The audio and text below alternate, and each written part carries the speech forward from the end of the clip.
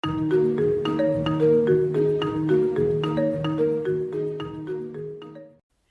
akan lanjutkan belajar tentang basis data atau database, masih di perancangan dan pembuatan. Pada bagian yang kedua, kita akan belajar tentang pengertian dari database, kemudian tabel, field, record, dan informasi. Kita langsung ke materinya saja. Di dalam sini saya sudah membuat sebuah database yang bernama DB Siswa. Di dalam DB Siswa ini ada sebuah tabel siswa. Kalau kita lihat isinya, kita browse.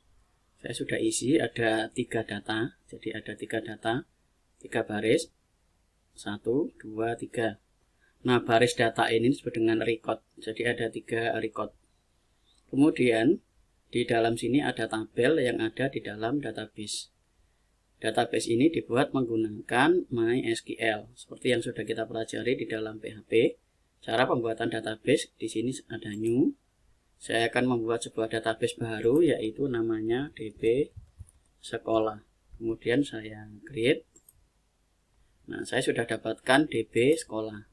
Nah, di dalam DB Sekolah ini kita bisa isi beberapa tabel. Contoh, saya akan membuat sebuah tabel TBL tahun.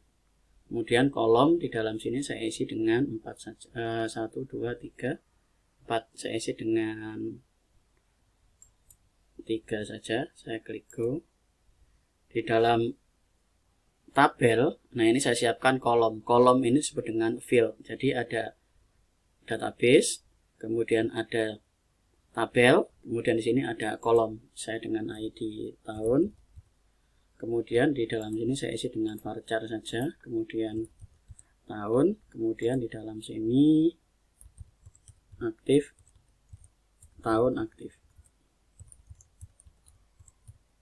Tahun aktif, tahun ini saya isi dengan varchar, ini saya buat 20, ini 20. Kemudian untuk sementara saya akan tuliskan dulu dengan key. Nanti ada di video yang lain membahas tentang key, saya isi dengan di dalam sini dengan primary key. Nanti di video selanjutnya saya akan bicara tentang fungsi dari key.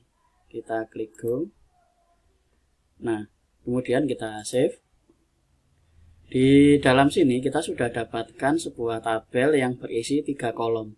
Tabelnya adalah tabel tahun, isinya yaitu ID tahun, dan tahun aktif. Berikutnya saya juga bisa membuat sebuah tabel lagi di dalam DB Sekolah. Di dalam DB Sekolah saya klik, kemudian di sini ada create tabel. Saya akan buat tabel lagi, yaitu TBL kelas. Saya buat 4. Saya klik go. Di dalam sini saya akan beri nama ID kelas. Saya buat varchar, saya isi dengan 20. Kemudian kelas saya isi dengan varchar, sini saya isi dengan 200. Kemudian kelas di dalam sini saya buat tingkat. Kemudian di dalam sini saya buat keterangan. Keterangan tingkat ini saya isi integer, keterangan saya isi dengan varchar, saya isi dengan 200. Kemudian ID kelas ini saya juga berikan dia sebagai sebuah key. Jadi ada di dalam sini saya isi dengan primary, kemudian saya klik go, saya save. Nah, ini proses pembuatan dari tabel. Jadi di dalam sini penjelasannya adalah database adalah rumah untuk tabel. Kemudian di dalam tabel, di dalam kelas ini, kalau klik kelas, kemudian kita lihat di dalam sini ada kolom ID kelas ada tingkat, ada keterangan. Jadi kesimpulannya, tabel adalah rumah untuk field atau kolom. Jadi orang menyebut field atau kolom sama saja. Contoh, di dalam sini coba kita insertkan kelas. Saya buat misalnya ID kelas 001, kemudian kelasnya saya isi dengan 10 RPL, kemudian tingkatnya ini tingkat 10, kita isi keterangan 10 rekayasa perangkat lunak. Jadi ada keterangan kelas 10 rekayasa perangkat lunak. Kemudian kita klik go. Nah, kita lihat di dalam browse. Di sini kita sudah dapatkan satu data yaitu ID kelasnya 001, kelasnya 10 RPL, tingkat 10, keterangan rekayasa perangkat lunak. Jadi di dalam sini ada sebuah kolom isinya 001, kemudian kelas isinya 10 RPL, tingkat isinya 10, keterangan 10, rekayasa perangkat lunak. Di dalam sini penjelasannya, field atau kolom ini adalah tempat untuk isi data. 001 ini data, 10 RPL itu data, tingkat itu 10, keterangan itu rekayasa perangkat lunak ini juga satu data. Di sini ada 4 data, 1, 2, 3, dan 4. Jadi field itu adalah tempat atau rumahnya dari data. Nah, data ini digunakan sebagai penyusun informasi. Di dalam kelas ada berapa kelas? Ada satu kelas yaitu 10 rekayasa perangkat lunak, tingkatnya 10. Ini adalah sebuah informasi. Jadi dengan melihat tabel ini kita bisa mendapatkan informasi, kita bisa mengetahui bahwa di dalam program ini hanya ada satu kelas, yaitu kelas 10 rekayasa perangkat lunak. Nah, itu disebut dengan informasi. Nah, informasi ini disusun dari data. Datanya yaitu 10 RPL. Jadi ini ada tulisannya disebut dengan data. Ada berapa data? Ada 1, 2, 3, dan 4. Data kelasnya ada berapa? Kelasnya ada 1, yaitu 10 RPL. Tingkatnya ada berapa? Ada 1, yaitu 10. Keterangannya ada berapa? 1, yaitu rekayasa perangkat lunak. Kalau saya tambahkan lagi di dalam sini, nah di kelas 002, kemudian kelasnya saya isi dengan 11 RPL. Kita isi dengan tingkatnya 11, yaitu 11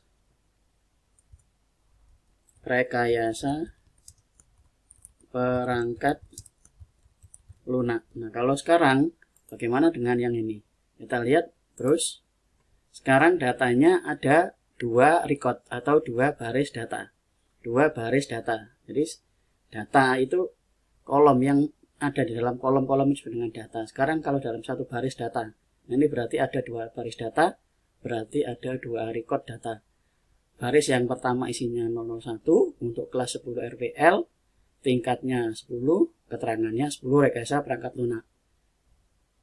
Kemudian baris yang kedua yaitu 002, kemudian kelasnya 11 RPL, tingkat 11, rekayasa perangkat lunak.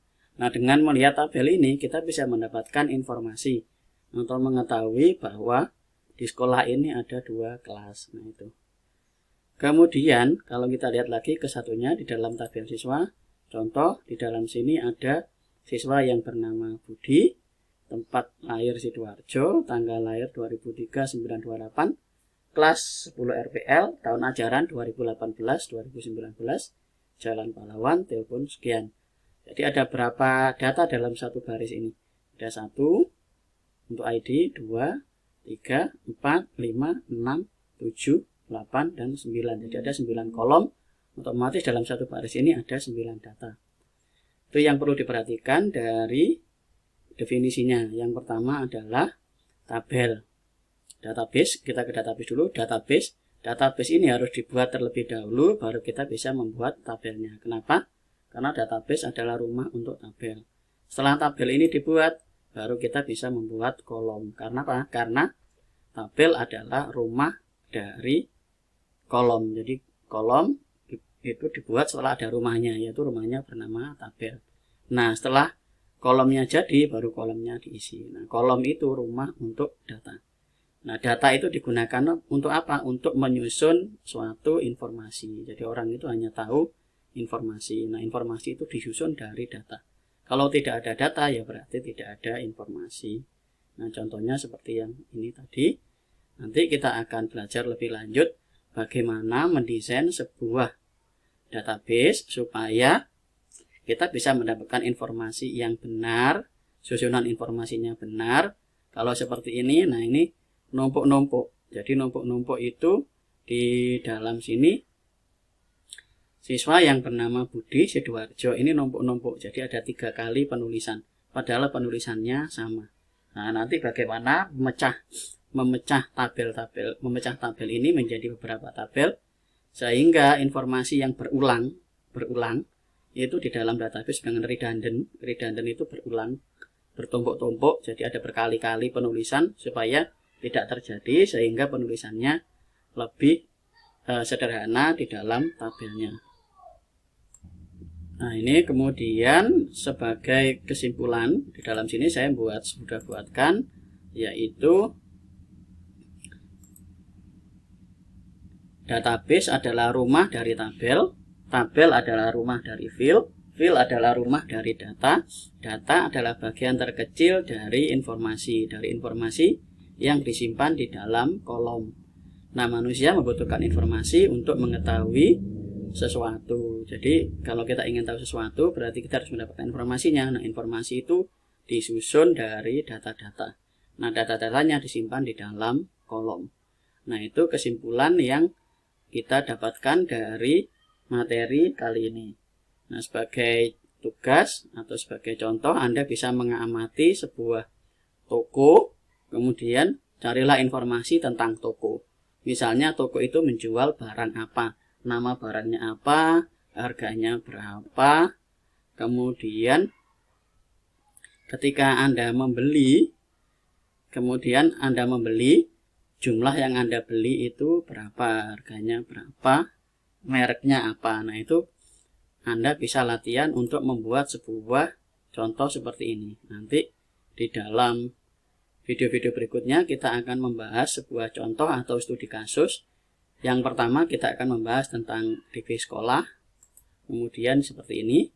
Yang kedua nanti kita akan membahas contoh tentang DB toko, bagaimana merancang sebuah database sekolah dan sebuah database toko. Jadi nanti kita akan menggunakan dua contoh bagaimana merancang DB sekolah dan DB toko.